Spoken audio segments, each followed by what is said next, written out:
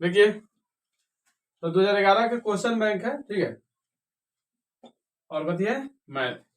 तो पहला सवाल है इसका, कह रहा है कि tan a बराबर, पहला सवाल है 1 नंबर, कह रहा है tan a बराबर क्या होगा, ठीक है। तो यहाँ जो ऑप्शन दिया रखा है उसके अनुसार अगर आप देखते हैं तो tan बराबर हो जाएगा क्या, ठीक, cot 90 माइनस a, ठीक है, ये हो जाएगा, ठीक है। ये आपका मतलब अगर देखते हैं, अगर क्वेश्चन बैंक के हिसाब से जो ऑप्शन दे रखा है तो उसके हिसाब से आप देखिएगा तो क्या हो जाएगा इसका right answer cot 90 minus a, ठीक है। तो यहाँ पे 2 नंबर सवाल को देखिए क्या कह रहा है। 2 नंबर सवाल कह रहा है कि किसी बिंदु के एक अक्ष से दूरी उस बिंदु की क्या कहते हैं। तो एक अक्ष को मतलब जो कह रहा है, किसी अगर बिंदु को हम लेते हैं, यहाँ देखिए, यहाँ देखिए कोई बिंदु है और यहाँ अगर हम मूल बिंदु से एक अक्ष को क्या कहते हैं ये पूछा जा रहा है हमसे। इसको बोलते हैं भुज, क्या बोलते हैं, भुज बोलते हैं, और इसको बोलते हैं कोटि, इसको भुज बोलते हैं। इसका राइट आंसर हो जाएगा कथी, भुज, ठीक है। तो y को क्या बोलते हैं, कोटि, और x को क्या बोलते हैं, भुज, ठीक है। तीसरा नंबर सवाल देखिएगा, तीसरा नंबर सवाल है, यहाँ पे कह रहा है कि इनमें से कौन सा वृत्त के क्षेत्रफल होता है। तो ठीक है, वृत्त का क्षेत्रफल क्या होता है, तो वृत्त का यहाँ पे हम लिख देते हैं वृत्त के क्षेत्रफल पाई आर स्क्वायर। अब जस्ट इसके वृत्त के परिधि पढ़ लीजिए, वृत्त के परिधि, ठीक है। तो इसका हो जाएगा 2 पाई आर, ठीक है। अर्धवृत्त का परिधि,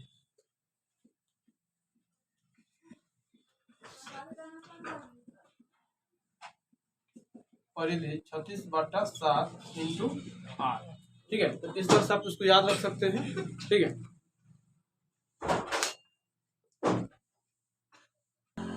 चलिए देखिएगा, यहाँ पे दो सवाल नंबर 4, 3 नंबर हो गया। 4 नंबर सवाल कह रहा है कि एक संचयी बरमवार्ता का वक्र रेखा क्या होता है। देखिए संचयी बरमवार्ता क्या होता है, जैसे आप इसको खींचिएगा तो ऐसे जो प्रोसेस आपको आएगा, तो इस तरह का जो प्रोसेस आता है इसको बोलते हैं त्वरण, कैसे बोलते हैं, त्वरण बोलते हैं, याद रखिएगा। तो इसका right answer option number A, ठीक है। इसमें जो दे रखा है तो ऑप्शन ए हो जाएगा, ठीक है। 5वां नंबर सवाल देखिएगा, 5वां नंबर सवाल यहाँ पे ध्यान से देखिएगा, इस प्रोसेस को हम त्वरण बोलते हैं, ठीक है। 5 नंबर सवाल को ध्यान से देखिए, कह रहा है कि यूक्लिड विभाजन का प्रयोग करके यूक्लिड लॉगरिथम के 2 धनात्मक पूर्णांकों के निम्न में से किसे परिकलन करने की तकनीक होती है। तो ठीक है, इसमें मौसा भी ध्यान से रखना, मौसा हम लोग निकालते हैं, उसमें कभी निकालते हैं मौसा, आपने देखा है ना, जैसे देखिएगा मौसा, मौसा निकालते हैं। यूक्लिड विभाजन में हम लोग क्या पढ़े थे, मौसा, जैसे आपने देखा था 225 को, और जैसे 225 के साथ क्या था, एक नंबर हिसाब बोलो ना, 225 के साथ 135 था, 135 था। तो इसको यूक्लिड विभाजन का प्रयोग करके बनाए थे ना, इसको यूक्लिड विभाजन जैसे a बराबर बी क्यू प्लस आर, पढ़ा है सब ना, ये चीज आपने फॉर्मूला पे बनाया है इसको, मौसा। तो यही हमारे मौसा का प्रोसेस है। तो हम लोग इसमें क्या निकालेंगे, मौसा। तो इसका राइट आंसर क्या हो जाएगा, यूक्लिड लोगरिथम में किसका प्रयोग करते हैं, मौसा का। यूक्लिड यूक्लिड क्या है भाई, यूक्लिड लोगरिथमिक है ना, इसमें किसका प्रयोग करते हैं हम लोग, मौसा का। सबसे पहले ध्यान रखिए बात मौसा का। चलिए ध्यान से, 6ठा नंबर सवाल क्या कर, ध्यान से देखिएगा। 6ठा नंबर सवाल, 6 नंबर सवाल जो कह रहा है सुनिए, कह रहा है कि P बराबर दे रखा है, यहाँ पे P बराबर x1 है, y1 है नु, तथा Q बराबर है, Q बराबर भी है, Q बराबर है x2 और y2 दे रखा है। तो पूछ रहा है दूरी सूत्र क्या होगा। तो सभी को पता होता है कि दूरी सूत्र होता क्या है, ठीक है। मारेंगे अंदर रूट अंदर मारेंगे, क्या करेंगे, x2 माइनस x1 का होल स्क्वायर और प्लस y2 माइनस y1 के होल स्क्वायर। याद है कि नहीं है, ठीक है। ये चीज आपको याद होनी चाहिए, दूरी सूत्र है, हमेशा एग्जाम में पूछा जाता है, ठीक है। और ये पूछा भी यहाँ पे दूरी सूत्र, तो ये दिमाग पे रहेगा दूरी सूत्र, ठीक है, रहेगा ना। यहाँ पे दूरी सूत्र क्या हो जाएगा, x2 माइनस x1 के whole square plus y2 minus y1 के होल स्क्वायर, और ये सारा प्रोसेस किसके अंदर, रूट के अंदर हो जाएगा, ठीक है। चलिए नेक्स्ट सवाल देखते हैं।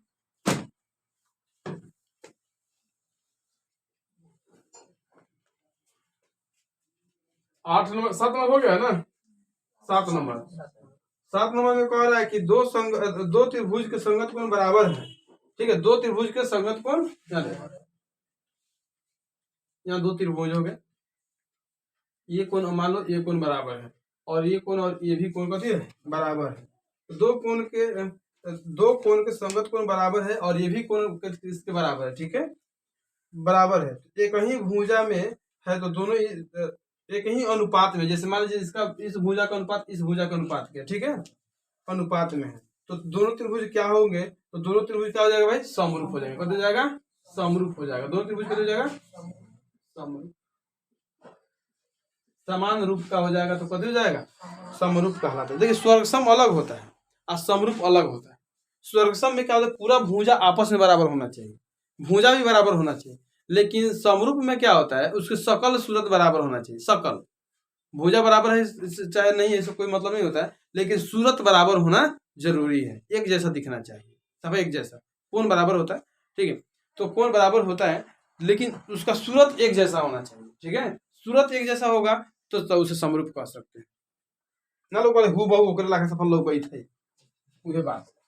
ये देखिए 8 नंबर सवाल देखिएगा, कहता है कि एक समकोण त्रिभुज में कर्ण का वर्ग शेष दो भुजाओं के वर्गों के योग के बराबर होता है। तो इस प्रयोग में जो इसको प्रतिपादन किसने किया था, तो देखिए कह रहा है कि एक त्रिभुज है, ठीक है, यहाँ सुनिएगा, ध्यान सुनिएगा, एक त्रिभुज है, कह रहा है इसका वर्ग और इसका वर्ग शेष एक भुजा के शेष दो भुजाओं के वर्गों के योग के बराबर होता है।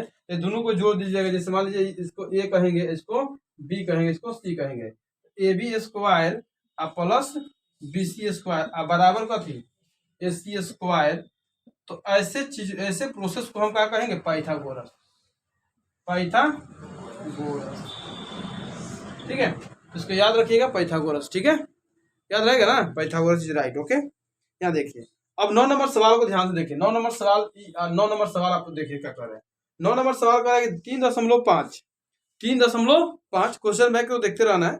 3.5 सेंटीमीटर त्रिज्या वाले अर्धगोले के वक्र पृष्ठ का क्षेत्रफल ज्ञात करिए। अर्धगोले के वक्र पृष्ठ का क्षेत्रफल ज्ञात करिए। ठीक है, अर्धगोले का, तो अर्धगोला, अब ठीक है, अर्धगोला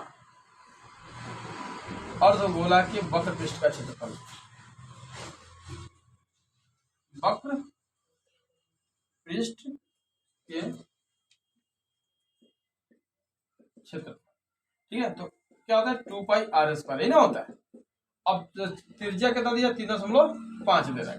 ठीक है, त्रिज्या कितना दे रखा है, 3.5 दे रखा है। उसको कर दीजिएगा, तो 2 गुने 22/7 और यहाँ पे आर का मान कितना दिया है, तो 3.5, यहाँ 10 लिख देंगे और इधर क्या हो जाएगा 3.5, इधर भी हम क्या लिख देंगे 10। ठीक है, यहाँ देखिए, तो यहाँ पे देखिए इसको क्या करेंगे, 7 × 5 = 35 और 5 दूना 10 और 2 से 2 खत्म। यहाँ देखो, यहाँ क्या हो जाएगा, 7 × 5 = 35 और 5 दूना 10, 11 दूना 22, 11 7 77 is right. Okay, 77 centimetre square हो जाएगा, 77 सेंटीमीटर स्क्वायर हो जाएगा। यहाँ तक है, आप उसको उतार लीजिए। ठीक है,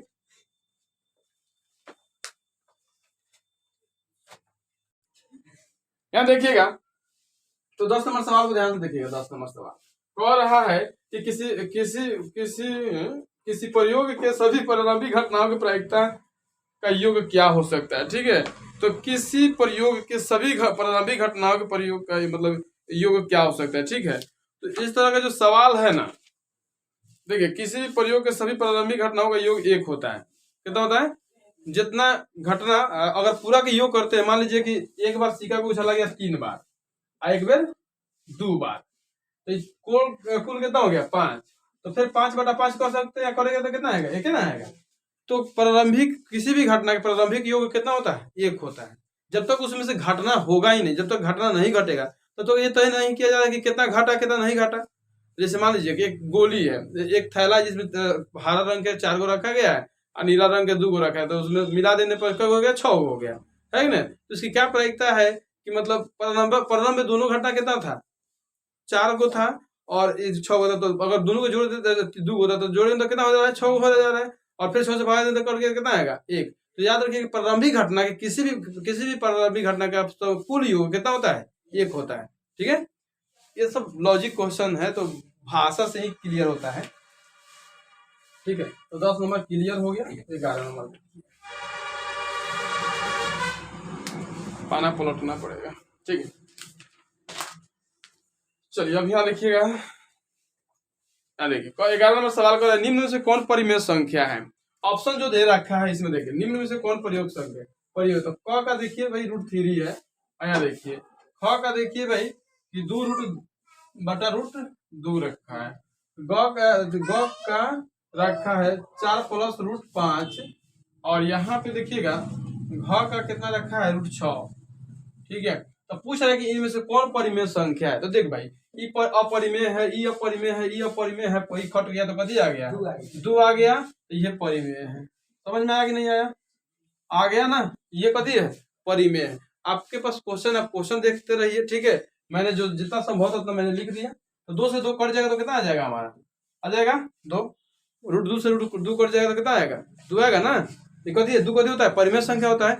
आप ही जानते हैं कि रूट के जितना भी संख्या है परिमेय कहलाता है, और सॉरी अपरिमेय कहलाता है। जैसे देखेंगे यहाँ √2, √3, √5, √7, चाहे 2√2, चाहे 3√2, 3 ऐसे जो चीजें कंडीशन आएंगे सब कथी है, अपरिमेय संख्या। जितना रूट में सभी संख्या कथी है, अपरिमेय संख्या है। ठीक है, इसमें क्या दिक्कत है, समझने में कोई दिक्कत ही नहीं है। ये सब संख्या का क्या लाएगा, अपरिमेय संख्या का। जैसे पाई भी क्या है, एक अपरिमेय संख्या है। पाई क्या भाई, अपरिमेय संख्या है। ठीक है, क्योंकि इसका जब मान आता है ना बार बार बदलते रहता है। ठीक है, बार बार बदलते रहता है, इसलिए पाई को भी हम क्या कहते हैं, अपरिमेय संख्या कहते हैं। ठीक है, चलिए ये सब आप याद रखिएगा। अच्छा मान लीजिए अगर कहता है कि 7√5 ये कथी है, परिमेय की अपरिमेय, तो देखिए अपरिमेय, क्योंकि इसमें √5 कथी है, अपरिमेय है। तो जब गलत आदमी के साथ आता है, तो गलत आदमी सही आदमी के साथ आता है, तो उसको कथी कर देता है, गलत कर देता है, कर देता है कि मान लीजिए भाई सही है, इसको गलत से गुना कर दिए तो कथी आएगा, 7√2 आ गया। अर्थात गलत गुने सही बराबर गलत, गलत गुने सही कभी सही नहीं होता है, गलत गुने सही बराबर गलत। हाँ, गलत गुने गलत हमेशा गलत होता है, ये बात सही है। लेकिन गलत गुने सही भी गुना होते तो गलत ही आता है। अगर गलत करने वाला बहुत बड़का आदमी है, ठीक है, नहीं सही करने वाला बहुत बड़का आदमी है, तो गलती तो सब छुप जाता है कि नहीं छुप जाता। देखिए यहाँ पे, जैसे देखिए बताते हैं कैसे। देखिए ये बहुत बड़का गलत है, लेकिन एक बार गलत आदमी एक संगे आ गया, तो कथी कर दिया, ये 7×14 सही कर दिया कि नहीं, सही कर दिया इसको। तो उसके जिंदगी में बहुत बड़ा सही आदमी आना चाहिए। ठीक है, गलत था, कथी था, लेकिन और बहुत बड़ा का सही के साथ साथ थोड़ा बहुत गलती उसके भी होता है, तो इसको अपने साथ मिला लिया तो कथी कर दिया, इसको सही कर दिया। जैसे नेता लोग है कि नहीं, गलत होता है लेकिन उसको गलती दिखाई देता है, नहीं दिखाई देता। ठीक है, ये देखिएगा 12 नंबर सवाल है, कह रहा है कि किसी धनात्मक पूर्णांक a तथा b के लिए a b का मौस, ठीक है, गुने a b का लस किनके बराबर होगा। ठीक है, देखिए कोई संख्या है, मान लीजिए उस संख्या कथी है, a है। ठीक है, और संख्या दूसरा संख्या कथी है, b है। एक अगर हम इतना के मौसा निकालते हैं तो मौसा आ गया। ठीक है, और ac का कथी निकालते हैं, लस, तो लस आ जाएगा। तो आपने पढ़ा होगा लस गुने पहली संख्या गुने दूसरी संख्या बराबर मौस गुने लस, ये बराबर होता है कि नहीं होता है। तो आप ये दोनों संख्या क्या होता है, बराबर होता है। ठीक है, ये राइट आंसर हो जाएगा, ये क्या हो जाएगा, तो ऑप्शन में जो आपको दे रखा है a गुने b होगा। तो यानी कि आपको क्वेश्चन पूछा जाएगा HCF गुने LCM बराबर क्या हो जाएगा, तो कहिएगा a गुने कथी होगा, b होगा। समझ आ रहा है। यहाँ अगर कहता है, हिंदी में कहता है मौस गुने लस, तो क्या हो जाएगा, a गुने b। यही एग्जाम में सवाल है। में खाली पोस्ट में दे दी a b, a, b, फिर यू में दे दी पोस्ट में a, b, अर्थात a b का मौस, a b का लस बराबर गुने कथी, a गुने b। जितना मौसा और लौसा को गुना करिएगा उतना पहली संख्या दूसरी संख्या में गुना करके उतना लाया जा सकता है। ठीक है, ये कहने का मतलब है इसका, सेंस ऑफ ह्यूमर यही है इसका। ठीक है, तो समझ में आ गया। चलिए नेक्स्ट सवाल देखते हैं। कह रहा है एक घात वाले बहुपद को क्या कहते हैं। एगो घात होके कौन ऊपर, जैसे देखो एक्स होके आई पर एगो घात बा, जैसे देखो एक्स प्लस वाई होके, ठीक बा, एक्स प्लस वाई प्लस 2 होके, तो सब पर घात कितना बा, एके गो बा। तो ऐसा चीज को कथी कहते हैं, रैखिक घात कहते हैं। कथी कहते हैं, रैखिक बहुपद। रैखिक बहुपद कहिए चाहे घात कहिए, रैखिक बहुपद is right. Okay, option number को दिया जाएगा, ग इसमें दे रखा है, तो इसका राइट आंसर हो जाएगा ऑप्शन नंबर। ठीक है। अब देखिए, अब थोड़ा सा सवाल के साथ में सवाल आया है, चल लीजिए तो क्या, तो द्विघात बहुपद क्या होगा, द्विघात बहुपद रिवीजन हो जाएगा, बहुपद। ठीक है, द्विघात बहुपद। तो ध्यान से सुनिए, द्विघात बहुपद में क्या होगा, जैसे देखिए एक्स स्क्वायर प्लस, ठीक है, 2x प्लस 2, यहाँ देखो कोई गो घातवा बा, इहे दूगो घातवा के कथी कहल जाले, द्विघात कहल जाले। समझ में आ रहा है। एक और एग्जांपल के साथ देख सकते हैं इसको, आप देखिए यहाँ ए एक्स स्क्वायर, यहाँ पे x square plus b x plus c, देखो कितना घात बा, दो घात बा नु, फिर द्विघात हो गए। ठीक, कौन घात का है, द्विघात का है। चलो अब सुनिए, बात सोच समझते जाइए, एक बार मोबाइल में वीडियो देख लीजिएगा तो मजा आ जाएगा, कहा कि फिर याद हो जाएगा साफ, इधर पढ़ के जाइए रहे हैं, आप घर देख लीजिए साफ याद हो जाएगा। ठीक है, एक और देख लीजिए, त्रिघात देख लीजिए, त्रिघात किसे कहते हैं, त्रिघात बहुपद किसे कहेंगे। एगो घात जाने कभी कही रैखिक, एक घात का है, रैखिक घात का, रैखिक का बहुपद। ठीक है, अरे यहाँ देखो x cube plus b x square plus c x plus d, इनमें कई गो बांसन, 4 गो बांसन है में, तो ऐसे कोनो मतलब नहीं के। सबसे बड़ा चीज यहाँ कई बा, 3 बा, तो कथी कहेगा, त्रिघात कहलाएगा। यही चीज देखा जाता है। ठीक है, जैसे देखो यहाँ पे 3 plus 2x square plus 3x plus 5, तो ये कथी कहलाएगा, कौन घात कहलाएगा, कौन बहुपद कहलाएगा, त्रिघात बहुपद कहलाएगा कि नहीं कहलाएगा। तो याद रखिए कि कौन बहुपद कहलाएगा, त्रिघात बहुपद। ठीक है,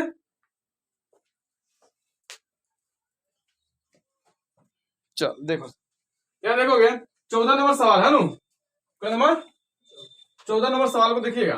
कह रहा है कि त्रिघात बहुपद का सबसे व्यापक रूप क्या है। तो भाई सबसे व्यापक रूप अभी आपको बताए हैं, x cube plus b x square है नु, plus c x plus d, ये भी बताया कि नहीं बताया। ये त्रिघात का सबसे व्यापक रूप है, त्रिघात का यही होवे करता है, त्रिघात।